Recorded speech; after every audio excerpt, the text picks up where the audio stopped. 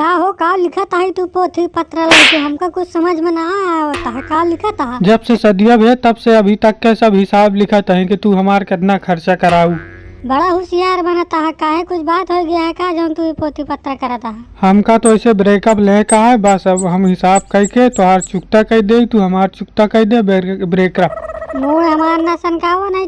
चप्पल भीतर कमरों में घुसेर के पेलूंगी। ऐसे तो हम ब्रेकअप करता है, तू हमका मारत बहुत है ना, ऐसे हम तो ऐसे आज से ब्रेकअप कर लेते हैं। चला कर हम देखा थे तोहार कितनी औकात है। कह के दिखाओ, तू ब्रेकअप कह दिखावा। नहीं डार्लिंग, ब्रेकअप ना करब, गुस्सा ना हुआ। हिसाब देखते हैं कि के हमार पैसा ले है, बस अब कुछ ना करते हैं।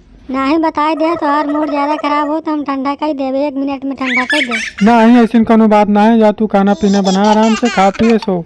हम अकेले ना खा पिए सो तू। चला हमारे साथे खा पिए सो तू। चला आवत तहीं बर्तनवा धो दे, पहले बर्तनवा तो मांज दे, फिर सो।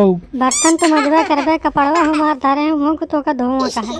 ठीक है सरकार, जौन कहबू तौन होए, तोहरे आज्ञा का पालन होए, जौन कहबू तौन होए।